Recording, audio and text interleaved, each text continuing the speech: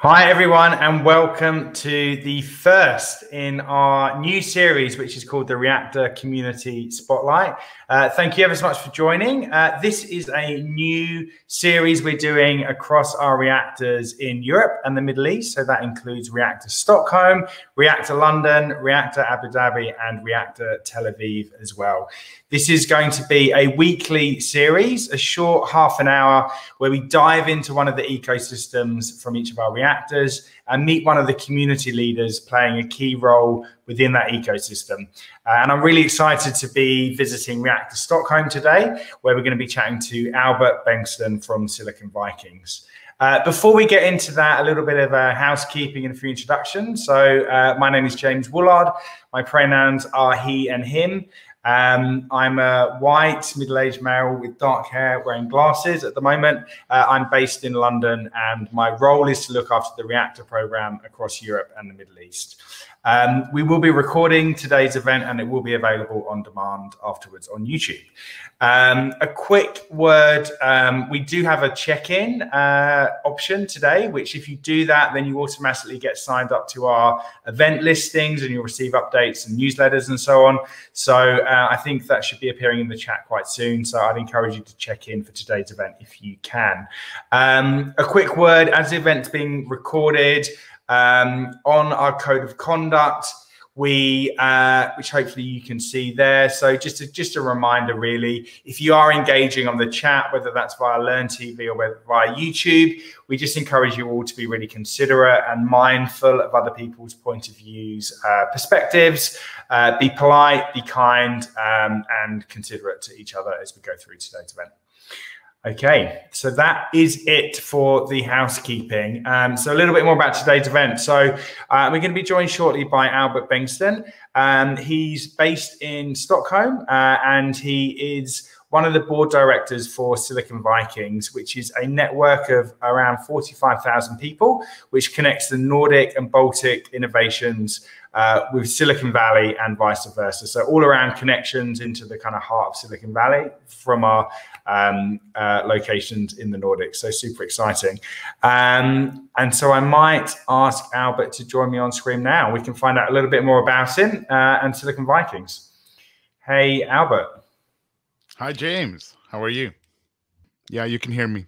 Well, I was just talking a little bit about Silicon Vikings. We are 2,500 members here in the Swedish group, and we are very focused on doing meetups. And I think that is the whole idea behind the Silicon Vikings, is to actually make people meet. The Silicon Vikings started in Silicon Valley. A few Nordic friends got together for a lunch, and they started to chat and say, why don't we try to work together and see what we can perform better if we do it like that. Being expats in such an interesting place, and that actually founded the Silicon Vikings, where the idea was to bring the experience, the interest of investments from the Silicon Valley part to the Scandinavian and Baltic parts of the world, and being like a bridge with both knowledge, but also trying to understand each other and competence and money as well. So that is what we work for, and that's what we strive, and everything that we do is about this subject.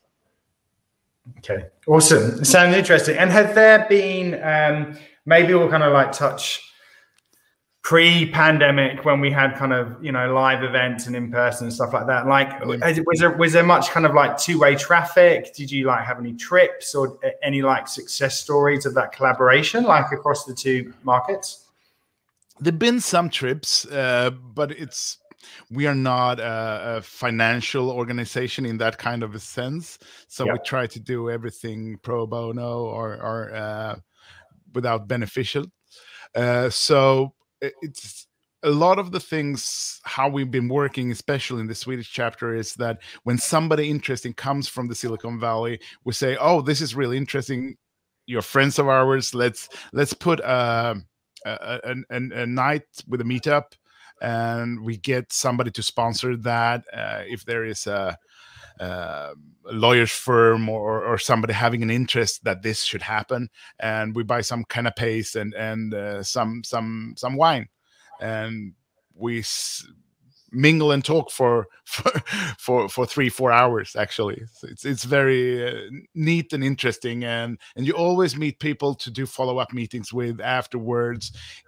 Specialists, if we've been doing events on AI, we've been doing self-driving cars and everything, and it really makes so much sense. Everything is always for free as well, which is really interesting, and so it's not a hurdle for somebody to actually join in and join the discussion. Yeah, exciting. Well, I think we may have an event that we can maybe touch on coming up soon, which is quite exciting. Typically, how many people would you get coming to those kind of like in-person networking events? Around 100, I would say. Okay. This is before the pandemic, so it's now after the pandemic. I don't know even if it's kosher to actually say 100 people, but back then, and we had really great people who were supporting us, like the SAS Institute and Vistran, the lawyer firm. So, and with really nice venues and everything. So it's been really great. Yeah. Awesome. And so how has the pandemic impacted the meetup community in Stockholm? I know that it's it relies heavily on that kind of in-person element, and I think online fatigue has hit all of us. So what's your experience been of kind of like locally? It's quite dramatic. I think that the impact on people it's been vast and really deep, especially when it comes to this where you want to gain energy, kind of meeting other people that you haven't met before, having discussions that are, I would say, not hard but complex, and you really want to understand the whole person, and talking in a group. That is so much easier if you're in real life. Otherwise, it becomes one person doing a speech, or two people like you and me right now doing a side by side, and it's so different for the people engaging, because it doesn't become a dialogue, it becomes a monologue, and to receive the energy, I think the dialogue needs to come back. And unfortunately, I must say that technology wise, we haven't been able to actually solve that, and that is probably nothing we're going to solve the upcoming 1, 2, 3, 4 years, right? But it would be great. Still, the pandemic is not over. I mean, we are still have a lot of impact. I don't know how it is in London, but there are still resilience, and people are not, I wouldn't say back to, they're never going to go back to, but we haven't really formed the new society yet. There are many question marks. How this is gonna look like, and we're just really gonna maybe it's gonna be 200 at each event, the upcoming when we start meeting. I don't know. No, I'd agree with that. I think it's different. I think all we know is it won't be the same as it was before, but no one's really sure what direction it might go in. In the UK, we are starting to do events again in some parts of industry, but it's quite tentative at the moment, and we're still waiting to see what that impact looks like. Are they hybrid, or are they mainly, do you try to separate them? Because it's really, really hard to do the hybrid ones when you have some people mingling, and then you have somebody with a camera trying to focus on that. So I think it's a fair point. So our intention is to do as much hybrid as possible. So if we look at you know, our community has actually grown significantly through the pandemic because we've had a really strong virtual offering. And what we absolutely don't want to do is, you know, ignore that new part of our community as we go back to in-person events. But I think you make a really important point that the experience for someone joining virtually is going to be very different to someone who's in the room. And how do you kind of balance that? Do you have an approach, you know, do you blend the two? Do you kind of separate things out?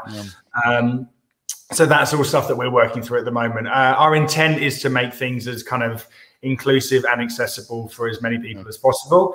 But I think you're right. I think it's not quite as straightforward as that. And it'll be a bit of kind of like testing and learning, and it is. And I think the big difference really is, what are we offering? Are we offering information for you to learn something, or do we want to really, you know, hit down on the experience part where you want to feel something?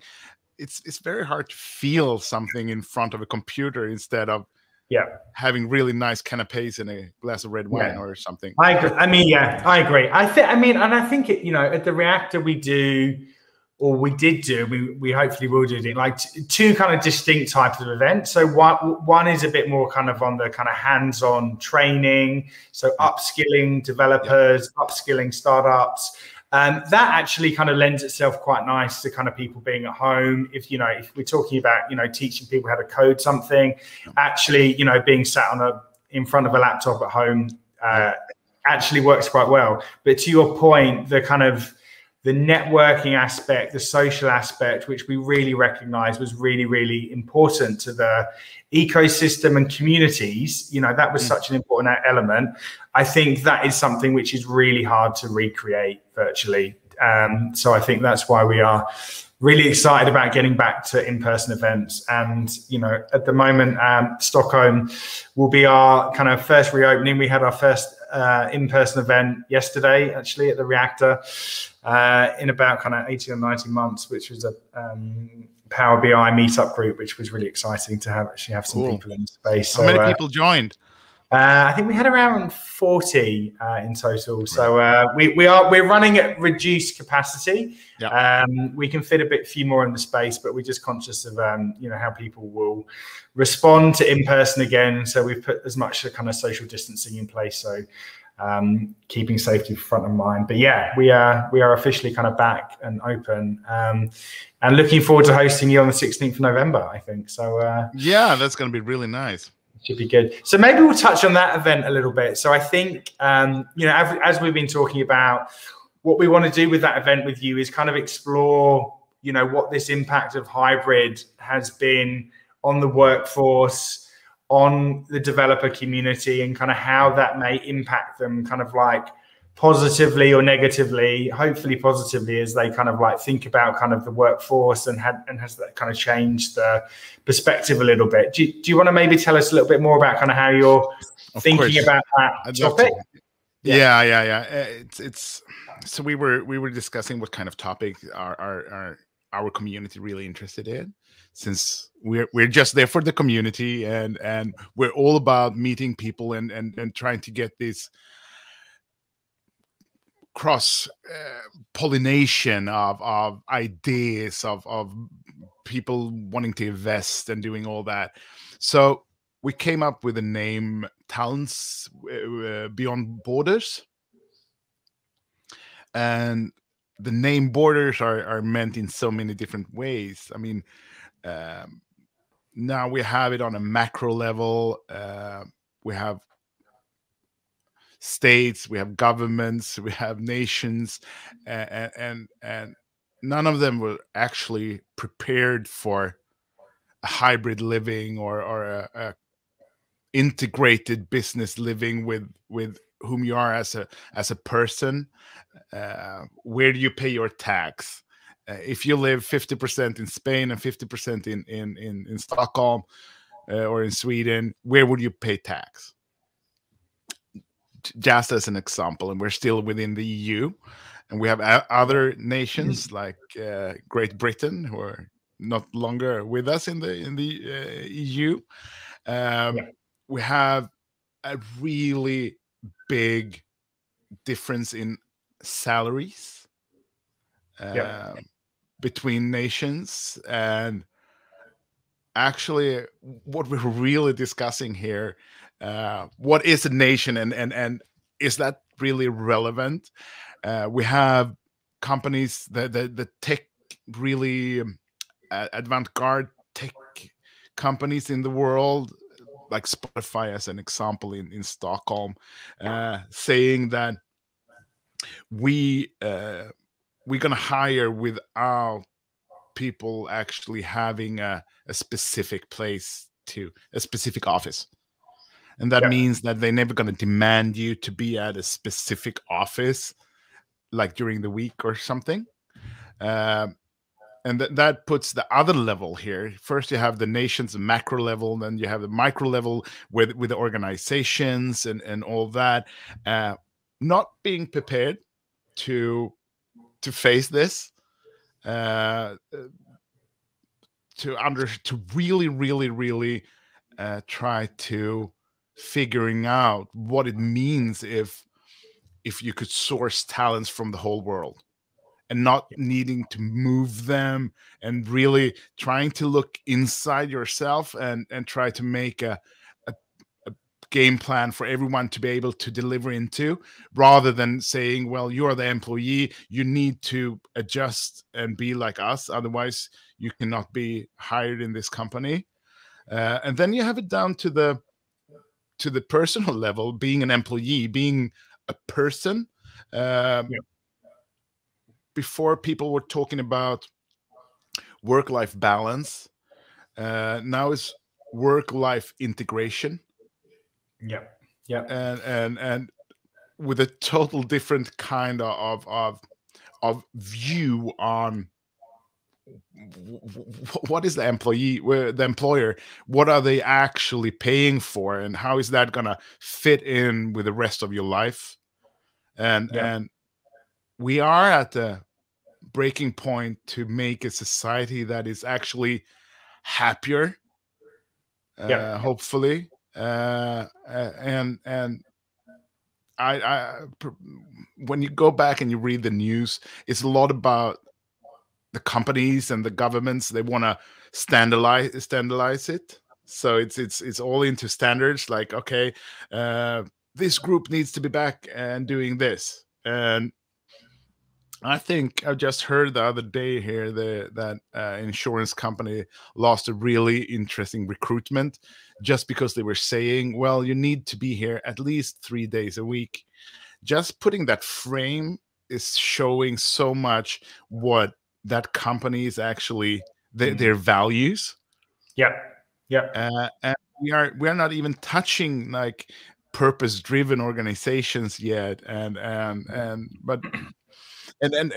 purpose-driven nations. I mean, we need to be able to have all this, because we have a glitch right now in the society. I don't know every society, but the Swedish society, and there is a question: how do we become, because we need to be a happier individuals. That is for certain. And work is such a huge part of our lives, right? And if that is really pressuring you in the wrong spots, and you feel bad about it, the rest of your life is gonna be really hard. And this comes back to, once again, what we learned during the pandemic. Some people say, oh, it's been fantastic working from home. I've been actually able to expand my private life here in the neighborhood where I live. Other people are really, really lonely and feel outside of society. We want to explore this. Of course, we don't have any facts to say this is how it's going to be, right? But doing speculations and really touching. And I think that a lot of companies do not have enough discussions internally when it comes to this question.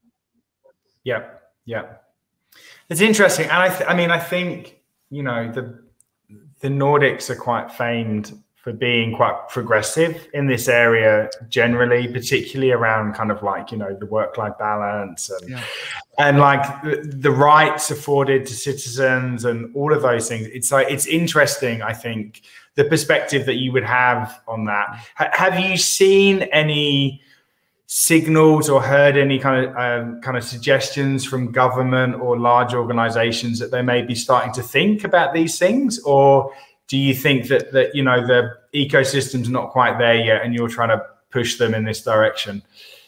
Since being a bridge between the Nordics, the Baltics, and Silicon Valley, the Nordic consensus culture, where we are quite soft in these kind of how we do this. It's very different from maybe the US. And when we see what's happening when companies in the Silicon Valley, when they go back and say, okay, let's frame it like this, a lot of the talents say, okay, I'll quit then. And Morgan Stanley called this the spoiled generation, which I think in a report that is just, you know, it's not about the talents, it's about the people managing these companies. I think that is really, really interesting. And when Morgan Stanley goes out and calling it the spoiled generation, like you should be happy to have a job, and they're talking to the most valuable talents in the world, or at least the most paid, instead of discussing how can we decentralize our and decentralize our company and get things happening elsewhere, because it's as we all know, it's been really hard to get programmers to go to Silicon Valley, pay for a really, really expensive living, start commuting for many hours. When they just come in, they sit in front of their computer and they deliver code and then go back. I think Stockholm I can talk about Stockholm a little bit in more self-experienced way. We are such a small city. Commuting here is we see it as a problem, but it's half an hour from the city heart. You reach quite long distances. We have a commuting system that actually works. Still, the discussions when it comes to commuting in Stockholm is, are we going to be that packed? How are we going to do this? And our roads are not that developed, and we should use train much more and stuff like that. Comes into, why do we as a city or a nation, why do we want people to go back to work, to go to their offices and sit at their offices and sending emails or doing the web calls, or they could do that at home? It's gonna really put a lot of the heavy load on the infrastructure down a bit, and 5-10% of that decreased load is going to really help people to hopefully be happier. I think that is the whole idea, you know. When you get into a crisis, you want to grow, right? You want to come out even stronger. I think that is why we're having this Borders Beyond Talent kind of to just question and see, how do we become happier people after this crisis, rather than go back and be like, or even worse than before. Now we have a hybrid world, and if we don't treat that in the right way, of course it's gonna drain energy from us. I think. Awesome. I am conscious of time. We've got 1 minute left before we get kicked off the airways. So I guess anyone in Stockholm who would like to come to an in-person event, then absolutely you can sign up to that event on the Reactor Stockholm website, or we're on Meetup, so you can find us there. If you look for Microsoft Reactor Stockholm on Meetup, you can sign up to that event there. Yeah, I think awesome. Thank you so much for chatting to us, Albert. It's been an absolute pleasure. Thank you. And we look forward to seeing you in person at the Reactor soon. So thanks. Looking forward to that. Perfect. Thank you. See ya. Thank you very much. Take care.